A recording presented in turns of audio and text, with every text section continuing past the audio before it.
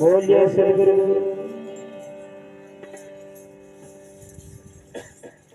હવે કાકડા કોઈ નામ આવે એ થોડા ભક્તિ કરી શકે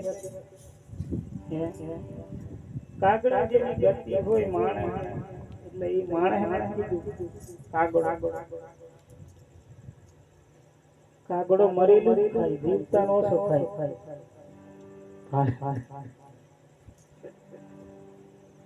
એવા અમુક કાગડા જેવી ગતિ ના હોય અને બગલો જીવતા ને ખાય આપણે નંદીને જોજે જીવતા આખા પડે અને કાગડો કઈ રોડે કઈક વાહન સડી ગયેલું હોય મરી ગયેલા નેવા એટલે નામ પાડ્યું કાગડા કોઈ બોલવા મીઠું બેનો હોય કોયલ જેવી એમની અંદર અવગુણ હોય વાણી ગમે એટલી મીઠી હોય પણ અવગુણ હોય ખોટા તો વાણી વાણી કરે.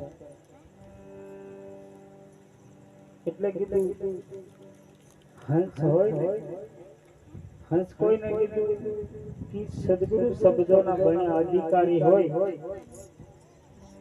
તો એમને સત્સંગે જ ગમે, બીજી વાતો લે નહીં, ખોટી વધારની વાતો નહીં લે, એને હંસ કીધું.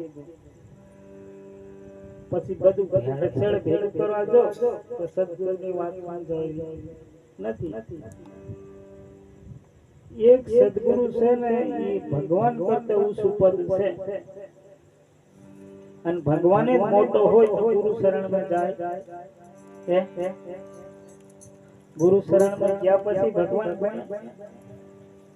દરેક ભગવાનને ગુરુ ગુરુ પડ્યા અને ગુરુ શરણમાં ગયા પછી ભગવાન બન્યા. તો સદગુરુનું પદ છે ને એ ભગવાન કરતે ઊંચું છે, પણ જે સમજે એનું કામ છે. પછી પૂજાય બધા ભગવાન બની. સદગુરુ શરણમાં જ્યાં હોય અને વચનનું પાલન કરતા હોય અને મહાપુરુષોનો એક એક શબ્દોને ઉતાર લેતો હોય તો પછી અહીં બધા આપણે હજુ ખબર નહીં ને અહીં સૌરાષ્ટ્ર કાઠિયાવાડમાં કેટલા પીર થઈ ગયા. સવારામ બાપા હમણાં હજુ ઘણા 150-200 વર્ષ એ પીર બની ગયા.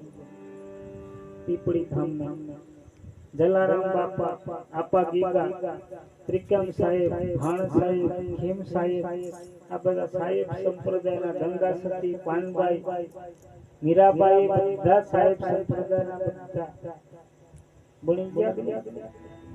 એ બધા સદગુરુ શરણમાં ગયા પછી બન્યા અને પછી પૂજાય થાય. એક પથ્થર ખારા કોઈ કારીગરના હાથમાં આવી જાય, પથ્થર પૂજાય તો થઈ જતો હોય તો આ માણસને કેટલી વાર એળમાંથી ભમરી બની જતી હોય તો માણસને કેટલી વાર લાગે, પણ જેને ભણવું હોય તે નાની વાત. વારંવાર નહીં આવે, આ રોજ પાકું ખાય કેરી. આપણને ખબર નહીં એટલે કીધું 21,600 રોજ મકાન ખાય. જાણ્યા જેવું છે પણ છે. અને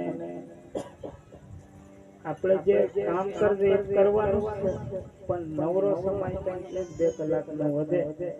એ કંઈક સત્સંગ સાંભળો, ભજનમાં નહીં જો તો મોબાઈલમાં હમણાં બધું આવે. પહેલું એવું કંઈ હોતું નહીં, બધું લેવા જેવું તે લેવાય ગમે તેનું, પણ નીંદર નહીં કરો પ્રેમ થાય. એ તો જન્મથી આવ્યા છે. હમણાં અવતારમાં આવ્યા હું એવું નહીં, ઢોરાના અવતારમાં હું આવ્યા છે. પણ આ જાગવાનો સમય, આ મનુષ્ય દેહ મળ્યો ને,